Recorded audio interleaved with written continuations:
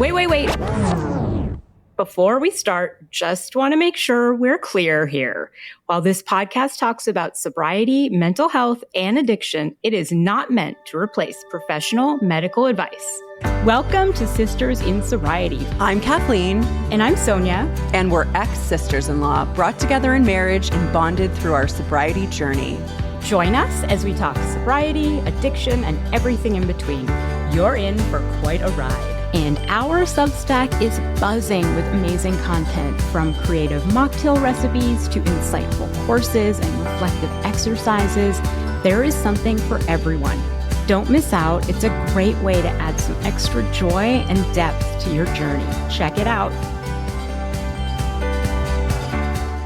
Welcome to Sisters in Sobriety. Today, our guest is Amy Tangerine, who has built an entire world around color, creativity, and permission to play.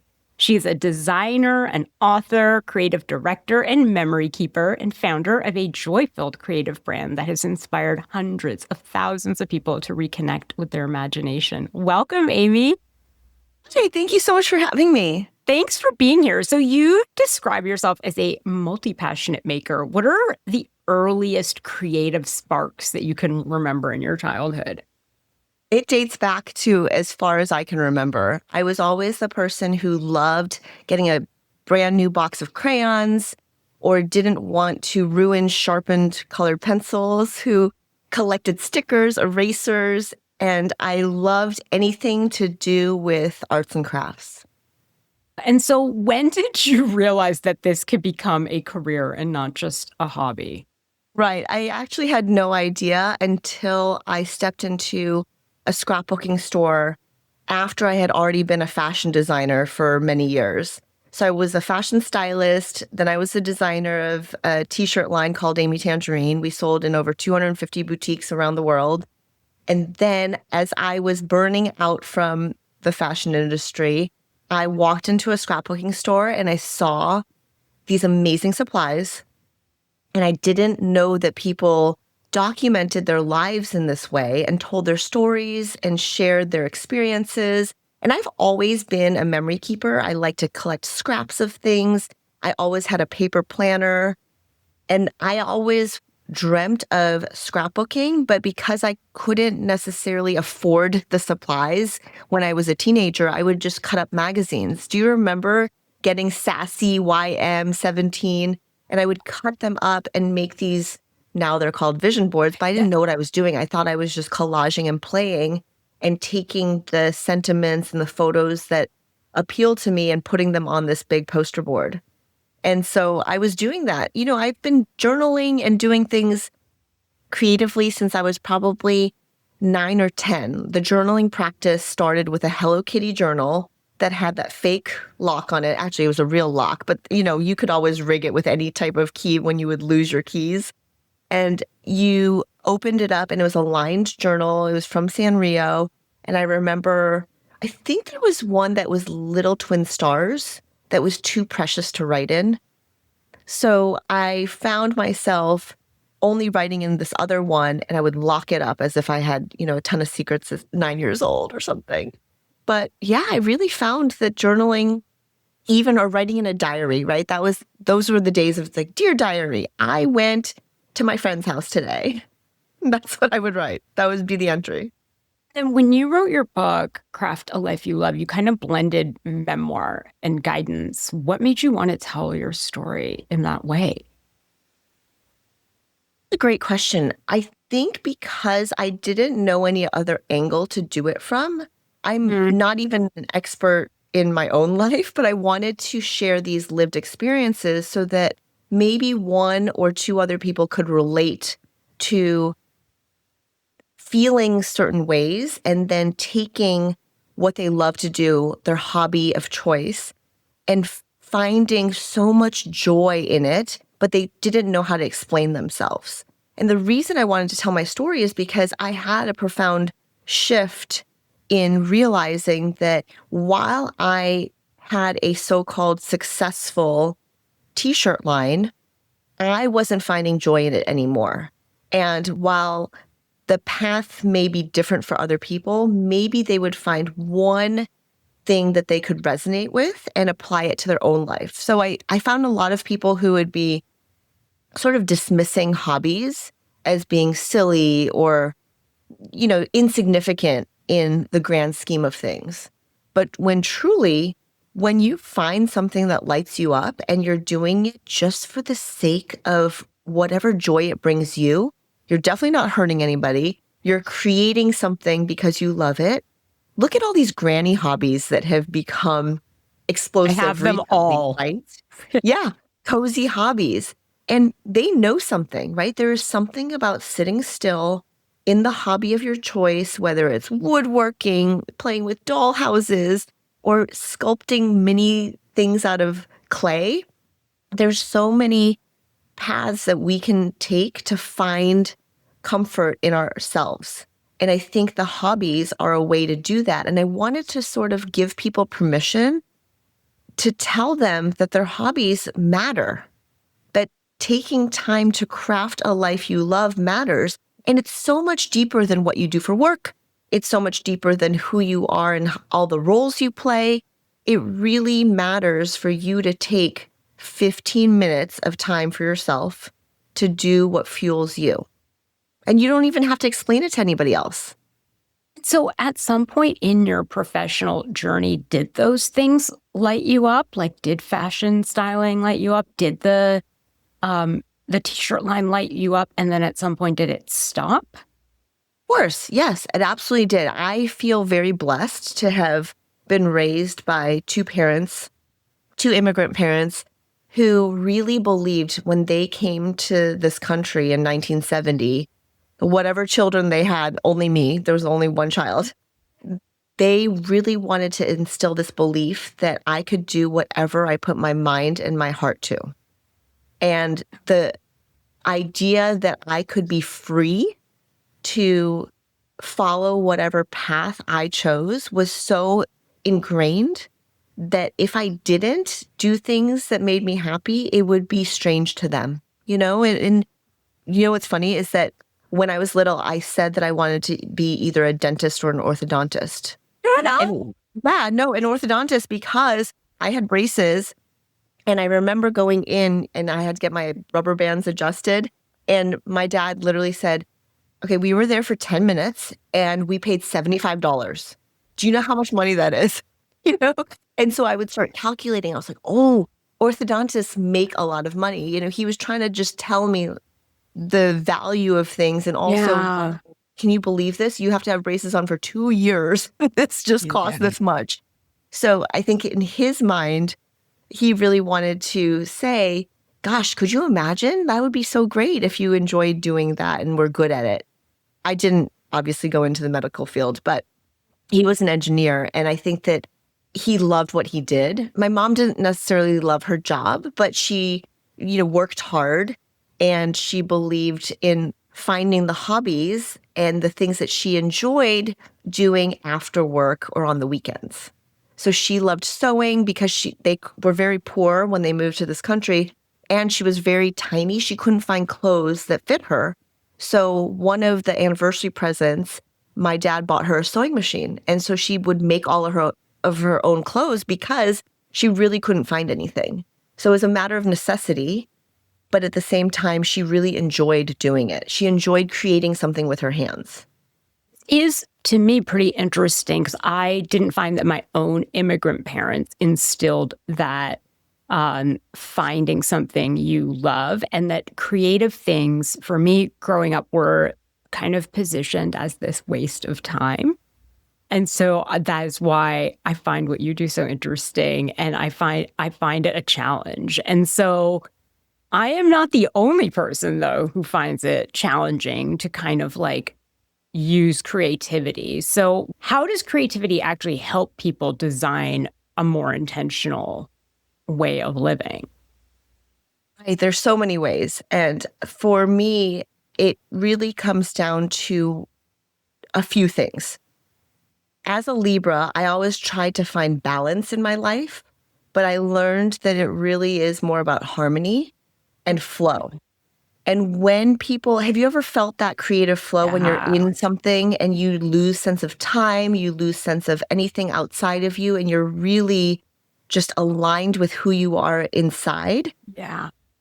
So that to me, because self-care and wellness weren't really heralded on my mom's side of the family, basically it was like you work hard and that's it. You work hard and you do the things you need to do. Whereas my dad really wanted to make me believe that you work hard and you play hard. So what does that look like for you? And with me, I think there was so much noise in my head, being an only child and being somebody who just has this inner dialogue constantly. It got to a point in my teen years where it was very critical. I was overcritical of myself. At that time, my parents were also getting divorced. My favorite person, my grandfather, had Alzheimer's, so he was getting lost. And I really felt like I needed something inside of me, but I don't know that I knew that right away. But I found that cutting up magazines was very soothing. It almost felt like this way of coming back to myself and regaining some sort of normalcy and control. I mean, at that time, I think of it as trying to have control over a situation, and I could lay out the designs how I wanted and what felt good. So I really believe that we all have this desire within us to, feel good about ourselves. And we have different ways of getting there. For me, I really had to, maybe for you too, there is something called workaholism, right? And where we gain value from how we perform or what we do and what we achieve. Whereas my hobbies were just for me. My journaling was just for me. And what I found was when I did arts and crafts and then I showed it to other people, like my friends, they got inspired to make their own thing, right? And they would be like, let me play with those markers. Let me play with those things that you have. And it's really interesting because I think that everybody has this desire to find what brings self-awareness, self-care, liberation, anything of the self, however you want to label it. And it's our duty, actually. It's our obligation to ourselves. It's a gift to ourselves to find whatever that is. And I think that when you mentioned the work hard, play hard, I say that a lot. And I say that my play hard was drinking.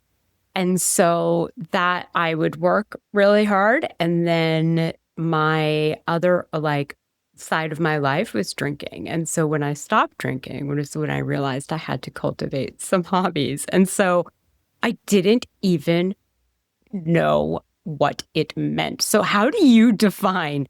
So for adults like me, whose recreational hobby has been drinking, how do you even define play? Redefine play. I want to redefine it. Yeah, I think what's so interesting is that play is so innate in children. So maybe you could do some practices where you can either meditate on it, or if you have trouble sitting still like I did, I would journal about it.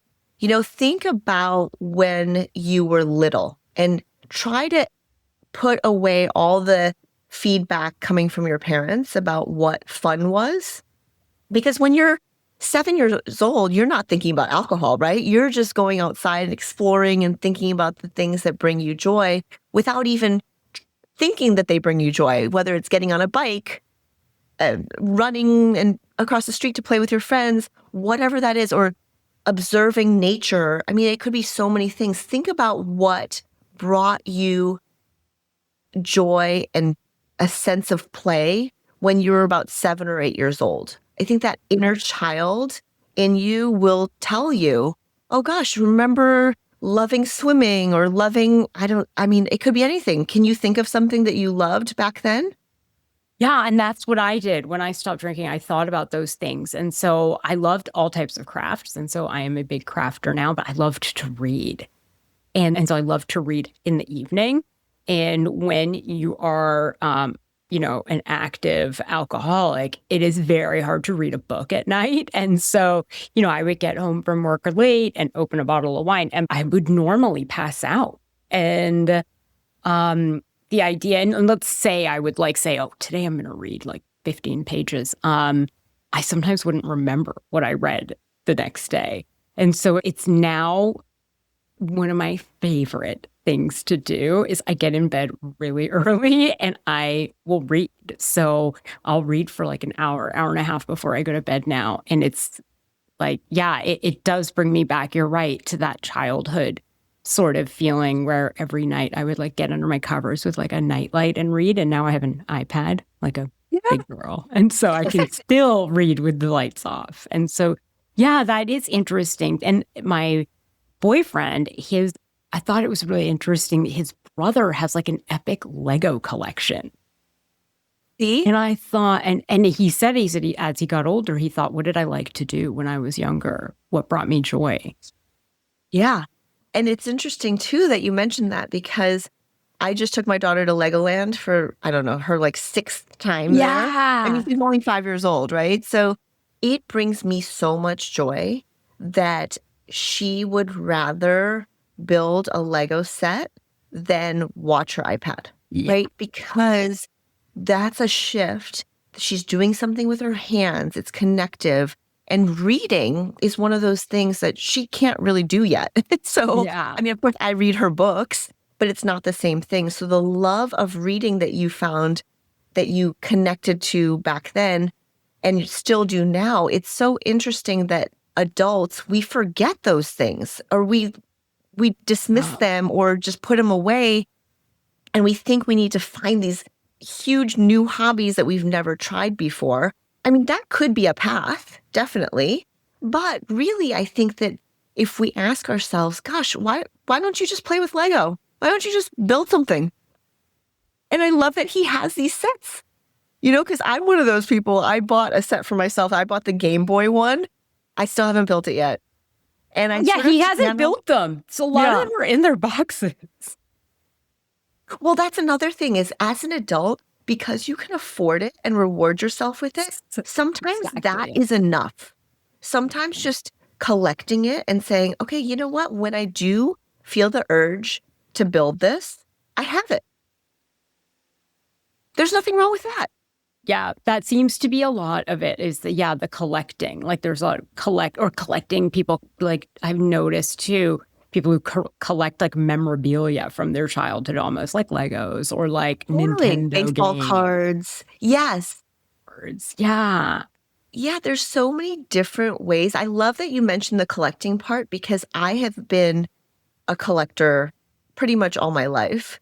And sometimes people say, oh, well, that's junk, right? But now there's a whole surge. I don't know if you've seen it, but junk journaling is a huge thing. Yeah, it's a huge junk journaling. Junk journaling, yes. I mean, it was written up in the New York Times recently, and it's become this whole wave of people wanting to go back to analog because they're trying to maybe stay away from social media or not be on their devices so much. So they're finding junk journaling, which is so fascinating because you don't need a lot of supplies. You basically need a notebook, a glue stick, scissors, and then whatever junk or labels you find around, you can paste together. And I actually have my junk journal here, but it might be a little bit noisy while I try to get it. And you can just place funny, find things. Okay, this is really funny. I don't know if you can see it, but basically it's an art wrapper with a Yellow Pages thing and then a hotel card holder. And then there's a coffee hugger. I mean, this is not one of the good pages, but there's anything. I like to color coordinate. So any kind of packaging that you might find. And people find it very therapeutic just to save this kind of stuff and have a home for it. Here's a little rainbow. Oh my God. Yeah, label. And so I think and chopstick wrapper. And the reason I like it is because I'm a memory keeper anyway. So I like to grab a scrap here and there and paste it into my creative journal, which happens to be my memory planner as well, because it instantly brings me back.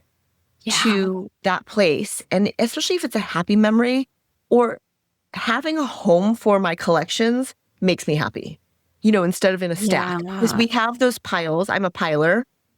So I will keep a pile of things, random things that some people might categorize as junk, and then I won't actually put them somewhere. So I love that it has a home for my collection.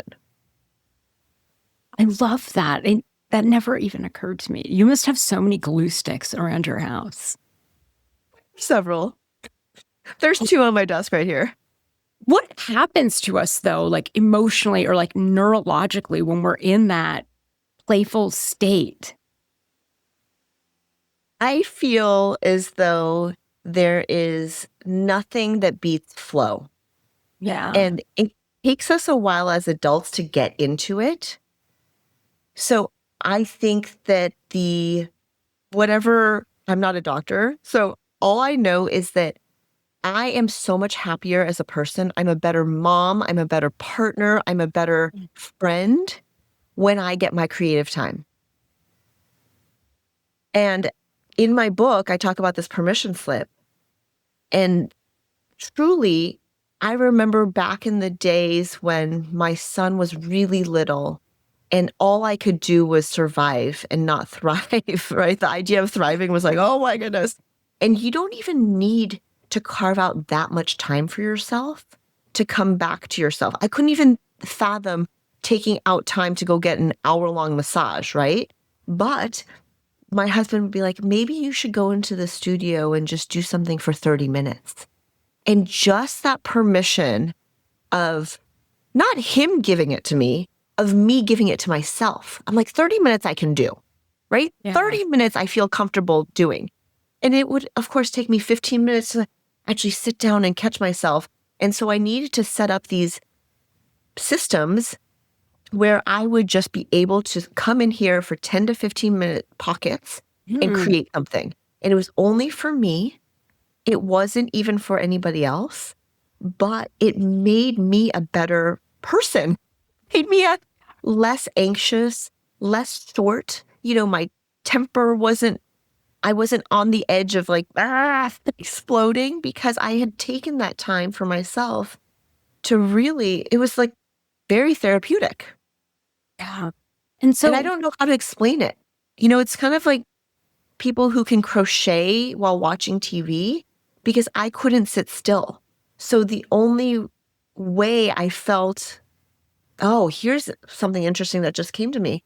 It was almost as if, how you probably, a lot of people feel like they have to have a reward after working hard. And for you, it might have been the bottle of wine, right? Well, for me, the reward is the act in itself, like the creative process itself is the reward. not the end product. No. And when you can make that switch, when you can actually enjoy the process of it and not just be obligated to this end product that you have to show or it has to be a certain way, that is where the magic lies. That is interesting. I think that's something that I struggle with.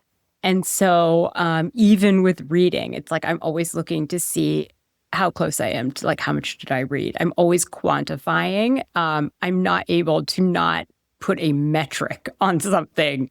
And the same thing with knitting. I knit a lot. And so that is something I've been getting better about. It's like it doesn't really matter what the end product is. And part of that is also knitting in the summer. I'm like, well, it doesn't really matter. I'm not going to use it until like next year anyways. But still doing it just to do it. And so part of it is that sort of tactile like creativity. How is that different from digital creativity? Because I've noticed too, so doing the podcast, like I've interviewed people who have like an AI digital journaling as opposed to like, so part of journaling for me is that tactile, like I love my little book still. And I have these cute little like pen holders that I like attach to like my journal stuff and I have like my 4-color pen and I have a different color every day that I right? And so I've noticed that there is this shift, right? From, to making things that were tactile, digital. Well, how do you feel about that and the difference between it? Yeah, I personally love the fact that we have all these digital tools to help us do things and memory keep. My husband, for example, does digital memory keeping, and he's able to pull up, 10 years ago on this date, this is what happened. And he's trained his AI to pull from his emails. So it'll extract things from his previous emails from 10 years ago, let's say. And it was interesting the other day. He's like, oh, yeah, X amount of years ago, I told my mom that we were doing this. Do you remember that? I'm like, oh, no, I don't. And for me, I would have to physically go find the journal and see what it is. And obviously everybody remembers things differently too. So I find it interesting what people choose to memory keep and how. I did recently, and there have been tons of studies that have shown that the act of pen to paper, it activates a part of your brain that's different than typing. And I think that's why long live analog is going to be the way that we can counteract this digital movement that is deterring us from actually tapping into those good vibe feelings and the serotonin or whatever the thing is. I don't even know. But whatever the act of putting the pen to paper, they are showing that it activates something else in our brain that we can't get from just typing. Yeah, it's funny. So I was, when I was interviewing the AI journaling guy, the thing is that I loved what you're talking about, like those metrics, or they could pull stuff out and themes that I can't pull out of my journal. But it's like I have to balance that against the handwriting. So he said, well, you could always take a picture and upload your journals. And then what you can do is, what I loved is he would say, you can ask the app, hey, what do I want to talk about in therapy this week? Like, what were some themes in my journaling? And I was like, I need that. Wow. But it's like, do I need that more than I need the pen to paper? And it's like, I need both. Yes. So I agree. I love I love like health tracker apps. I think there's something so great with, I love a metric. And so, yes. are there things like, so for example, like digital scrapbooking, like, is that something, what do you think of? People love digital scrapbooking. Yeah. And I love any type of memory keeping. So if that's what works for you, I think that it's great. I personally made a commitment to myself about probably 10 years ago, after my son, was 2 years old. I said that I really wanted to only spend time on the computer that I had to spend on the computer. And this really opened up. This is probably, right when I started my YouTube channel, and was really getting into it. I really just didn't want to spend too much time overthinking, because I was a high achiever. You're a high achiever. There are many high achievers listening to this, I'm sure, where we can overdo things. And we suddenly get away from what it is we're trying to not only achieve, but the purpose of what we're trying to create. So the reason I wanted to get off the computer was because I only wanted to spend the amount of time that I had to do the thing that only I could do, so that I could get off the computer and do these other things that brought me joy. And it's really interesting because I sometimes lose sight of that because everything is going so digital. And sometimes I have to browse on the computer to get design inspiration. Yeah. And then, you know what?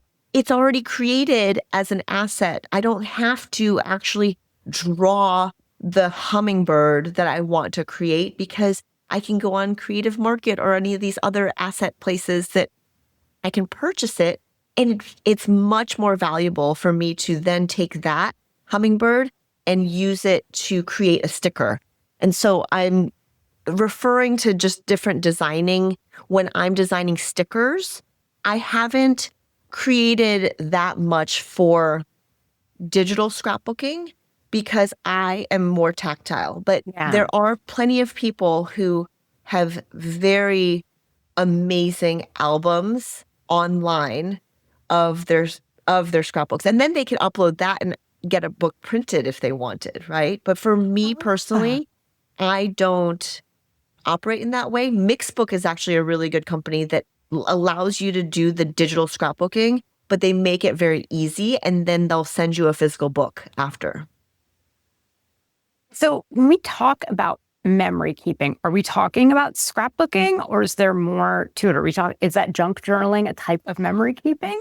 I believe so. Any type of documentation of your memories or things that happen in your life, I associate with memory keeping.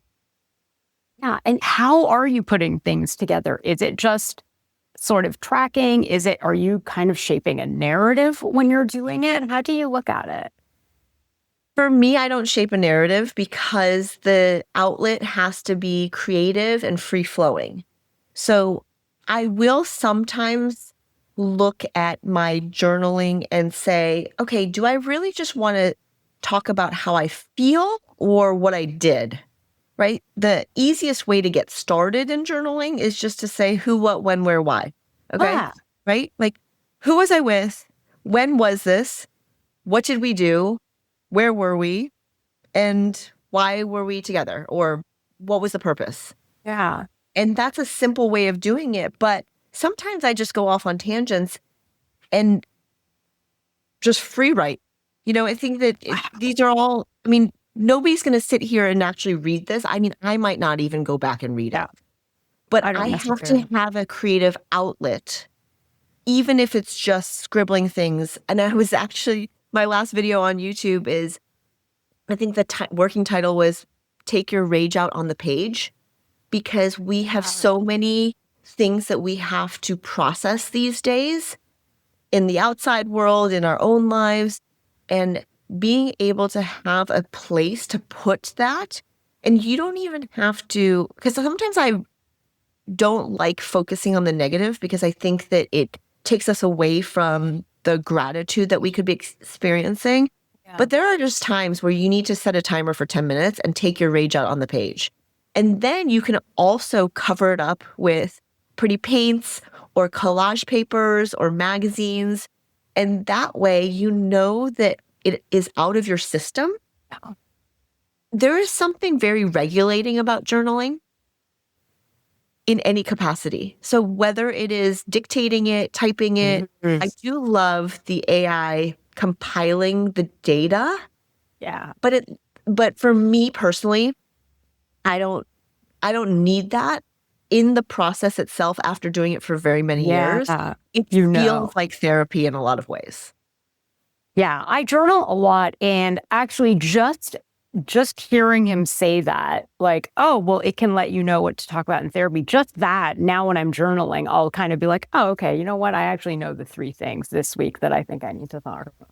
Right. Yeah. Yeah, I think there's an unlock, and it's a beautiful self-awareness tool that whether you want to look at it or not, right?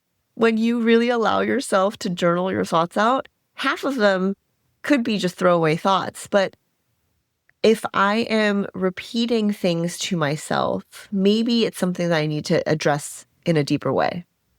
Talking about getting the rage out on the page, I have a problem getting anger, like accessing my anger. Is that something, so other than journaling, do you think there are other creative ways that can allow you to sort of access those deeper emotions? Like, I don't know if you rage scrapbook. I don't think you rage scrapbook. Or do you think it comes out in different ways? But I do, my therapist told me to go to a rage room. Okay, well, I've never been to a rage room. I have picked up, though, since last November, Pickleball. Oh. And I am obsessed. So this is not creative and it's not arts and crafts or anything, but I believe that we are dynamic human beings. So we need to access different parts of ourselves. Yeah. And I find that after a good pickleball game, whether I win or lose, I feel so much more like myself. I've burned calories. Pickleball is actually very social, and I just enjoy it so much. I love it. And so I think in a way I take my rage out on the pickleball. This.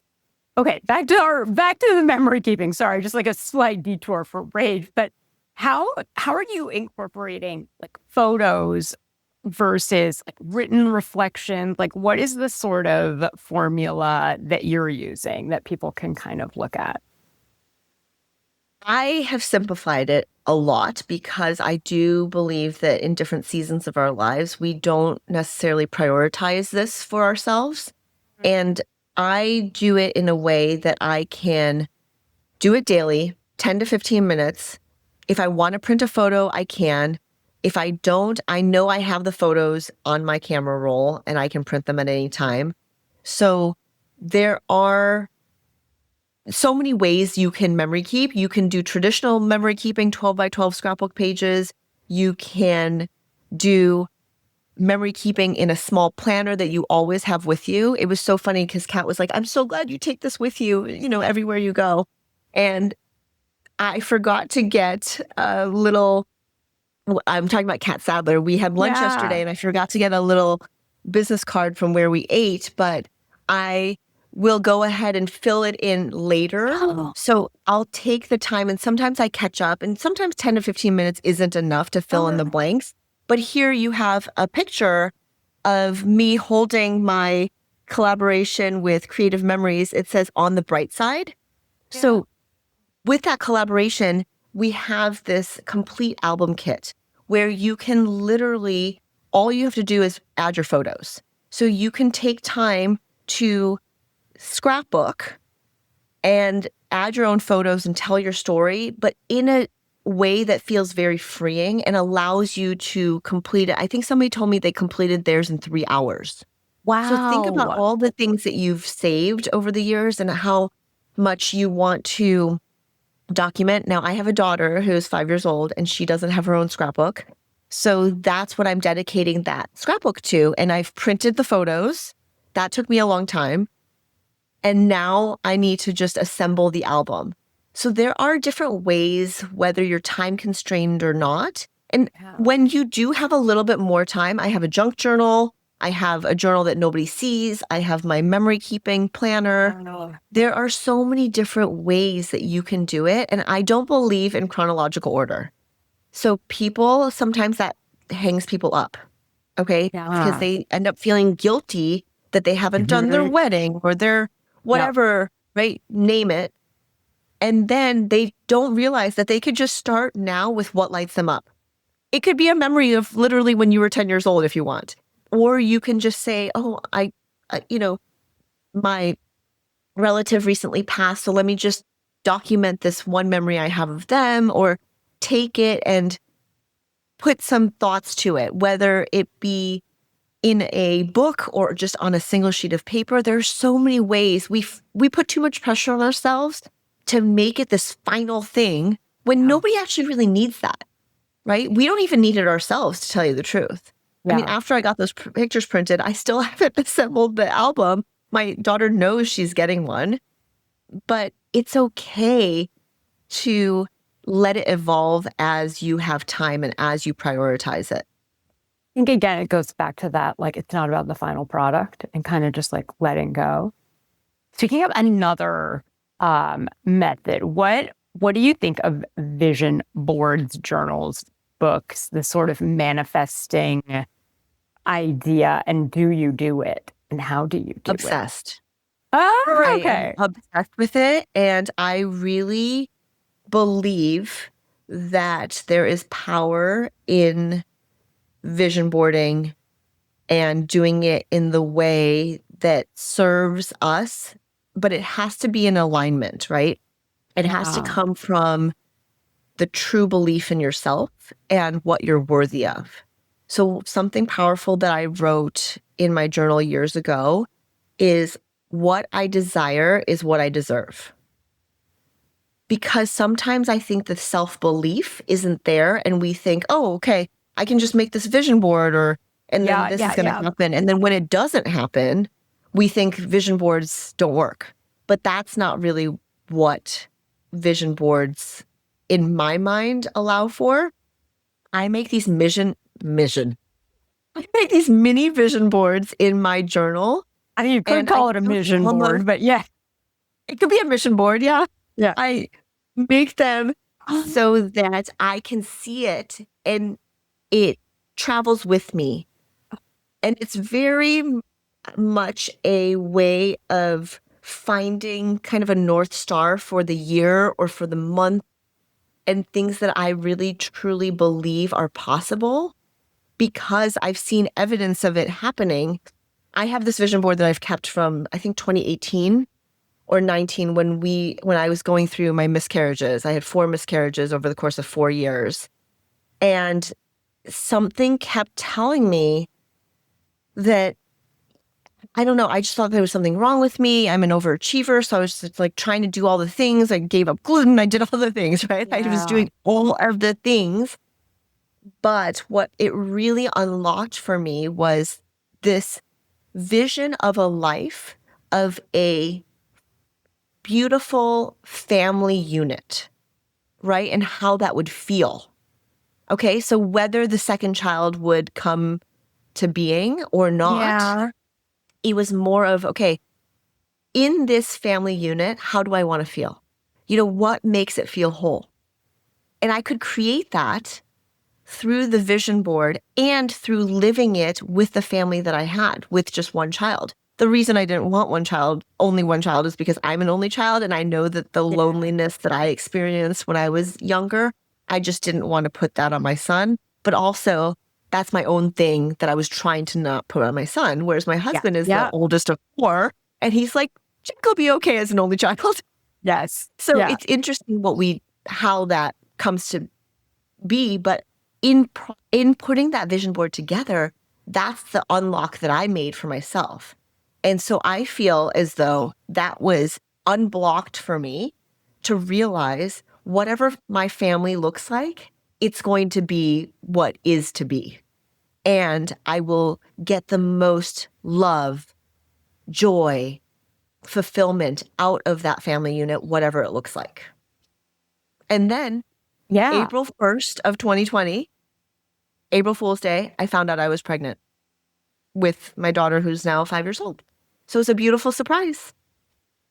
So would you call it manifesting, or what would you call it? If I had to label it, I believe that it was manifesting, but I also believe in this higher power that allows us to open up the path for our highest and best and better than we know ourselves. I believed I manifested her. And I believe that she was integral in healing our family unit. Isn't that interesting too? But I don't want to put that on her. Right? I don't want to put that on her. Yeah. The child. It's like, no golden child upbringing here. But I do believe in the power of manifesting. And I think that there are, 3 components when it comes to manifesting. I think it's unblocking, aligned action, and expanding. So we have to expand our outlook, and that can happen through creative processes like journaling, like making vision boards. And you also have to, when you're making a vision board, let's say, what are you choosing to pay attention to, right? That could be a signal. If you're identifying these patterns, if I'm constantly just only clipping out vacation photos, let's say, that might be a sign that I need a vacation, or that I need to heal some part of being home to make me feel that feeling that I have when I'm on vacation, right? What is it about letting go of certain responsibilities when I'm on vacation? Maybe I should bring that back into my own home, and how much lighter will I feel? When I go on vacation, I try to bring something back from it, not an actual physical object, but a feeling or something, or practice every time I come back to make home feel more like a vacation. Right. I have Another question though about this, a very practical question is, I read all my magazines on an iPad now. And so do I need to go, if I want to make vision boards, do I need to go get some magazines? If you want to, you can. Okay. There are plenty of digital vision boards being made. Okay. Because I prefer tangible tactile, I don't do it that way. You know what? I just lied. I actually do it that way. And then I've created these printable sheets for people so that I compile elements that I like. And then, so that part of it is kind of processed within me. And then I make it available to other people so that they can digitally download it and then print it out and cut and paste it. That's what you're seeing here, because I know scouring through magazines takes a lot of energy and time. But also Pinterest is a great way for people to use that as sort of a vision board as well. And I know plenty of people who create wallpapers for their iPad from Pinterest, and they screenshot it and they put it as their wallpaper. So there are definitely different ways of doing it. My preference is the tangible and tactile. And if you want an excuse to flip through a magazine, then by all means, go for it. But you know what's so funny is that Kat and I were talking about this yesterday. Magazines are like $15, $20 now. There's this great magazine that I always see at Whole Foods called Breathe. And it is so wonderful. And I don't want to cut it up because I find myself thinking it's too precious. But at the same time, you know, I end up saving them for a while and then they go into the pile where I can cut them up. Yeah. Can you go through, as we're talking, can you go through a rundown of some of the products that you offer? Because I think that they're a great way, at least for people to kind of, who are feeling stuck, to get started. So I know you mentioned the scrapbooking. Can you talk to us a little bit about the different products? Yeah, sure. I mean, I'll start really high level. Creative Memories and I collaborated for a collection called On the Bright Side. And it's really focusing on how you can find joyful moments and document them. So you don't have to think of like a big thing, life event to scrapbook. You can really scrapbook your everyday moments that just make you happy. And that is a full collection where it's a scrapbook. You get all the materials that you need. I think you just need scissors and a paper cutter, and you get a box. So it's a complete album kit, and you get everything that you need in the box to create a full album. And then a step below that is I offer stickers and tangible products on my website and in some stores that give you the sense of like tactile sticker collecting or ways that you can incorporate in your journal, just a little spark of light that you can stick in there. And that can be done easily, all the way to my international audience really enjoys the printables that I offer because I have made these digital downloads available, and a lot of them are free. So I have a YouTube video companion with a free digital download so you can just practice. There's one actually about self-love. It says, take a moment to celebrate and stay true. You are powerful. There are a bunch of sentiments that I feel that people need to hear themselves and to read themselves. And you just, if you don't have a color printer at home, you can literally email it to, I use my UPS store, my local UPS store. They have color printouts for very cheap. And you just send it to them. They'll print it out for you. You pick it up and you just cut apart these pages and you can journal alongside of it. Some of them have prompts. I have a ton of YouTube videos that you can access for free, obviously, and just try some of them out and see if they resonate with you. And you can do it in any notebook or on any sheet of paper. I personally love stationery supplies, so you can even go visit your local stationery shop and grab something special, because I think that, as you said about your pen and your pen holder, when you have those supplies that make you feel happy, you even smiled when you were reaching for it, right? That can access and unlock a part of you that will then start the practice and maybe create a habit of 10 to 15 minutes a day of doing something for yourself. I love that. I love that. We're going to link to everything in our show notes. Amy, thank you so much. I know we're called Sisters in Sobriety, but these to me are sobriety tools also, and I love them. And I know that a lot of the people listening are looking for that new part of their identity, and they are going to be very excited to share in this. So thank you so much. Thank you. And thank you for listening to Sisters in Sobriety, and we will see you next week. This was Sisters in Sobriety. Thank you for listening and being with us today. If you want to learn more about sobriety and meet your community, find us at sistersinsobriety.substack.com. Are you a sister in sobriety? Then reach out on social media. We'd love to hear from you. If you're feeling generous, leave us 5 stars and a review and follow us wherever you listen. You'll never miss an episode. Until next time.